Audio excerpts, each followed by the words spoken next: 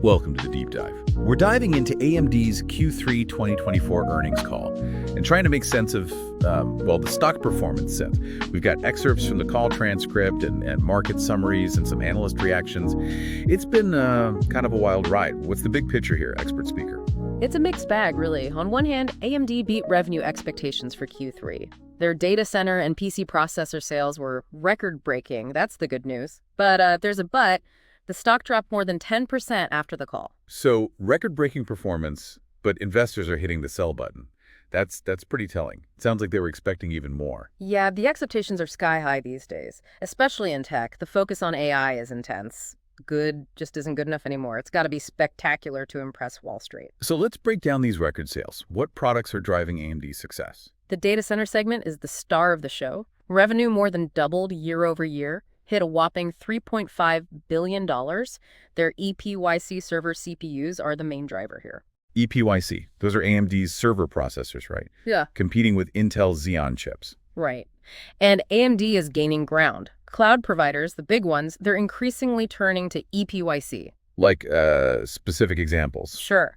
Meta's using over 1.5 million EPYC CPUs in their infrastructure. Microsoft's a big adopter, too. Wow. Millions of these EPYC chips running the systems of some of the biggest tech companies. That's huge for AMD.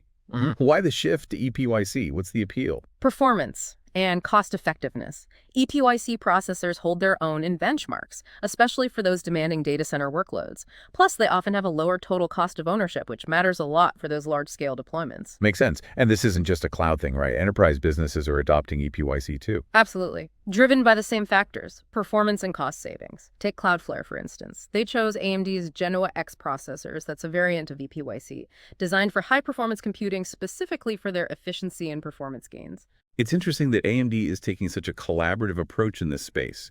They even teamed up with Intel, their biggest rival, to form that x86 ecosystem advisory group. That was a big development. They're joining forces, essentially, to ensure that the x86 architecture stays relevant and evolves. The x86, for those who don't know, is the instruction set that most computers use. This collaboration shows that they both recognize the need to adapt to the shifting landscape of computing with things like AI emerging. Like they're saying, hey, the future might require a united front. Okay, let's switch gears and talk AI. It's the buzzword of the moment. How's AMD doing with their AI accelerators? That's where things get really interesting. AMD's now projecting their data center GPU revenue to exceed $5 billion in 2024. Remember, at the beginning of the year, they were projecting closer to $2 billion. That's a massive upward revision. It just shows you how huge the demand for AI hardware is. Wow, that's a dramatic increase. What's driving that? It's their MI300X accelerator. It's seeing a wave of adoption. This is AMD's top AI chip, designed for the heavy lifting, the massive computational demands of large language models and all those other AI applications. Companies like Microsoft are using the MI300X for their AI-powered Copilot services, which are built on GPT-4 models. And there's Meta, too. They're all in on the MI300X, using it extensively for their pretty demanding AI workloads. They're even running their most demanding Llama 405B model on these chips. Right, and Meta's not just using the MI300X for inference that's using a trained model to make predictions. They're also looking at it for training. That's teaching the AI model, which usually requires even more specialized and powerful hardware. So that's a big endorsement for AMD. Yeah. Shows that Meta trusts the MI300X for even their most complex AI tasks. It seems like AMD is going after every piece of the AI pie. They're making the chips, but they're also working hard to expand their AI software ecosystem. They're trying to make it easier for developers to use their products and optimize their AI models. They get it. Hardware alone isn't enough. You need a strong software ecosystem to make the hardware really shine. And speaking of strategic moves, their acquisition of ZT Systems is another piece of the puzzle. ZT Systems, remind me what they do. ZT Systems is all about designing and building high-performance computing systems. For data centers especially, this acquisition helps solidify AMD's position in AI infrastructure. They can offer more complete solutions to their hyperscale customers, like Meta and Microsoft. It's a move that takes them beyond just selling chips. They're becoming a full-fledged AI solutions provider. That's a bold move, especially with the intense competition in the AI space. Yeah. We can't forget about AMD's core business, though. How did the PC business perform this quarter? Their client segment, which is PC processors, saw a good increase in revenue, 29% year over year, reached $1.9 billion. Their Ryzen 5 processors are in high demand, both for desktops and notebooks. Ryzen. That's AMD's brand name for their consumer CPUs, right? I feel like they've been getting more and more popular lately. Yeah, they are. They offer competitive performance and good pricing. And AMD's making progress in the commercial market, too. They landed deals with companies like AstraZeneca and Volkswagen, which shows that Ryzen processors are gaining acceptance in the corporate world. Okay, so we got data centers, AI, and PCs all showing strong growth. But let's go back to that 10% stock drop. There must be some concerns lurking under the surface. What are we missing here, expert speaker? That's the question we'll tackle next. The headlines look great, but there are some areas where AMD is facing some headwinds. We'll unpack those in the next part of our deep dive. AMD's data center and client segments are doing great, but their gaming segment, not so much. Revenue there dropped a lot, like 69% year over year. Whoa, 69%. That's a big drop. What happened there? It's the gaming console market. It's cyclical. AMD makes the chips for, PlayStation, Xbox, all those consoles. And right now we're in that awkward phase where the current generation of consoles is kind of old news, but the next generation hasn't really taken off yet. So naturally, sales of those semi-custom chips to console makers slow down. It's like waiting for the next wave, right? Yeah. Speaking of new waves, Sony just announced their PS5 Pro with a new AMD semi-custom chip. Think that could turn things around for AMD's gaming segment? Maybe. The PS5 Pro, and when Microsoft and maybe others release their new consoles, that should give AMD's semi-custom sales a boost. But when exactly and how big of a boost, it's hard to say for sure. Makes sense.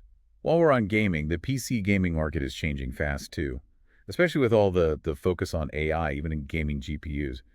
How's AMD positioned there? That's the key question. AMD's gaming graphics card sales were down this quarter, partly because they're about to launch their next-generation Radeon GPUs, the ones based on the RDNA 4 architecture. RDNA is their graphics architecture, and each new generation usually brings big performance jumps. So AMD is always playing catch-up, especially when it comes to AI.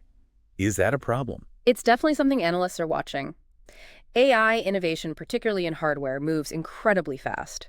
AMD has to show that they can keep up, not just in performance, but in developing the software tools and features that make their hardware easy to use with AI applications. AMD has said they're on track to launch those first RDNA 4 GPUs early next year. They're promising big improvements in performance, ray tracing, and importantly, new AI features. Any details on those AI features? Not really. They've talked about better AI-powered upscaling and anti-aliasing, using AI to improve image quality and performance. But how those features stack up against the competition, whether they'll really excite gamers and developers, we'll have to wait and see. Sounds like the gaming segment is a wait-and-see situation. Any other areas of concern besides gaming that might be contributing to that stock dip? Their embedded segment, that's chips for industrial applications, also saw revenue decline this quarter. Not as much as gaming, but still. They're blaming it on inventory adjustments in the supply chain and some weakness in the industrial market overall. So it's a bit of a paradox. Record performance in data centers and PCs, but challenges in gaming and embedded. And that's what spooked the market. Investors they're more worried about the potential risks than the current successes. That's a good way to put it. The market is always looking ahead. AMD is doing well right now, but investors want to know if they can keep this up, especially with all the competition and how fast technology like AI is changing. Right back to the AI landscape and AMD's goal of being a leader there. They've talked about their next generation MI350 series AI chip. They claim it'll be their biggest performance leap ever, but it's not coming out till the second half of 2025. That seems like a long way off, especially in the fast-paced world of AI. It does show that AMD is playing the long game. They've also teased their MI400 series. That one's built on their new CDNA Next architecture, even further out. 2026. CDNA is AMD's architecture specifically for data center GPUs, and Next implies, well, a significant advancement. CDNA, that's different from their RDNA architecture, which is mainly for gaming graphics. With CDNA, AMD is trying to really make a mark in the booming market for AI training and high-performance computing. Exactly. And those timelines, while they seem far off, they're not unusual in the semiconductor industry. Designing and developing chips is a long and complicated process. The key for AMD is to convince investors that their roadmap is solid and that they can actually deliver on these ambitious targets. So the message is, trust us, we have a plan, and it's going to be amazing even if it takes a while. But are investors buying it? That's the million-dollar question. We've looked at the numbers, dissected the different segments, explored the challenges and the opportunities. Now let's step back and look at the bigger picture. How is AMD positioning itself strategically for this AI-powered future?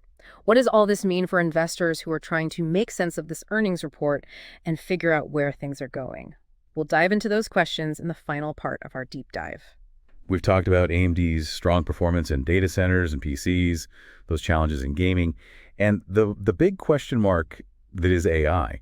Let's zoom out now and look at AMD's strategy in this AI-powered future. They want to be a leader, but what does that actually look like, expert speaker? It's more than just making powerful chips. AMD wants to be a complete AI solutions provider. They're putting money into software development tools, expertise, and system-level design and partnerships, all to create an ecosystem that makes it easier for customer to use their AI hardware. So their acquisition of ZT Systems, Yeah. that fits into this strategy, right? They're not just a chip company anymore. Exactly. ZT Systems brings that know-how in designing and validating AI infrastructure at the rack and cluster level. AI workloads are getting more and more demanding. They need a ton of compute power, so this systems level expertise is becoming really important.